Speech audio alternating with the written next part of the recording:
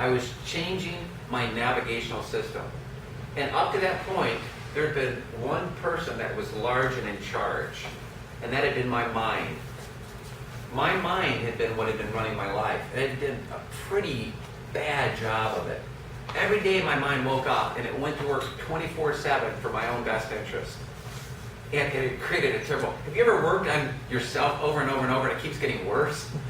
My mind was in charge. There was no room for serendipity. There was no room for life. And there was no room for anybody except my own mental working. And I'll tell people today, that's kind of like relying on your personal hard drive instead of the internet. You go, no. That internet is a crazy place. You can't trust what's on the internet. I'm only going to trust what I've come up with on my own, on my hard drive.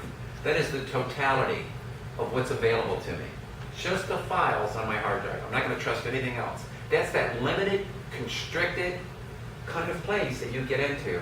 And I began to think, maybe there's another way to fly. Maybe instead of looking at the instruments going, what? Maybe I can look outside. Wow, there's the ground. There's the sky. Maybe I can look around. Maybe I can take my shoulders down. Maybe I can relax. Maybe I can use another navigational system. But I did not know how to access this navigational system. Well, this gentleman showed up to our tech group, our Vistage group. His name was Tom Hill. And I don't know if any of you have ever heard of this guy, but he was just a different kind of duck. Everybody that we had shown up and given us all kinds of pragmatic steps to follow. This guy started talking about serendipity and the inner path of leadership. Synchronicity and the inner path of leadership. And he started talking about it. He started talking about things like faith and stepping into the unknown. These weren't very techy things at the time. I mean, usually we had protocol and, best practices. And he told a story about how he had stepped out. He had a tenured position as a professor at a college.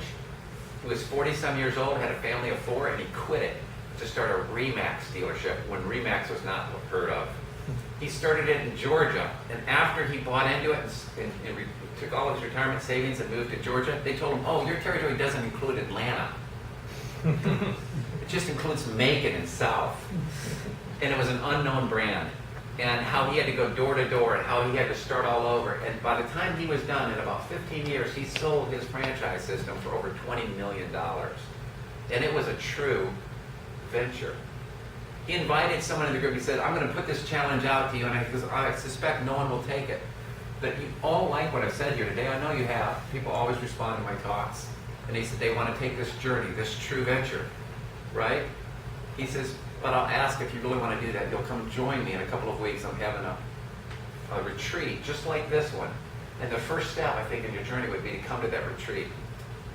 And no one signed up for it. Everyone said, oh, I'd go hear this guy. Everybody, oh, this is good. This true venture is really good.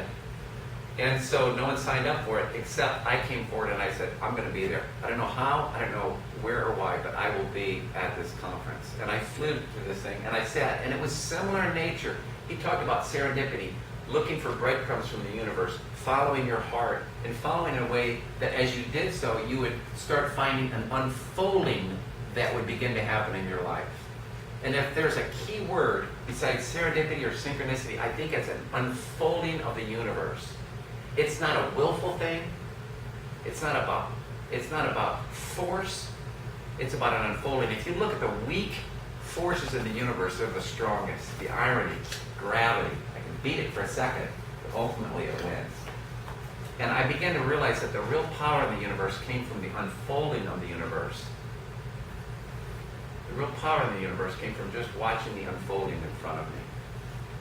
And so I made a decision. I said, I'm going to quit my life. I'm done. I wanted to talk to my partner at the time, who I saw the movie The Matrix, which further made me even crazier. I kept walking around going, we're in a matrix. We're just living a false life. We tell ourselves we're living these lives, but they're crazy. But there's something deeper, and I don't know what it is. And I saw the movie, and the guy goes, it's the Matrix. And I went, that's it. That makes no sense to me. But that was a safe word, a catchword at the time. I'll just go with Matrix, whatever it is. So I said, I'm going to step out of the Matrix, this self-defined life that I've made, and I'm just going to live this life. These people are either really onto something or they're smoking crack, and we're about to find out.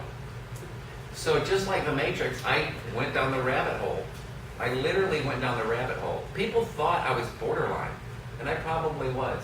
They said, you're doing what? You have a multi-million-dollar ad agency. You're going to dump it. I was building a brand new building in the entrance, the main entrance to Clearwater, Florida. It was a showcase piece. It was just a beautiful building on the gateway to the beaches, and it was almost completed. And we were going through a trouble spot at the time. Economy was down, but instead of staying, I said to my partner, "If you take the debt that we owe, I will give you the business. It's a pretty even deal, but it'll work out on the other end of it. You've got real estate, you've got everything. All I want is what? I want to be free. I want my freedom. I just want to be free. Free from what? I don't know. I'll find out."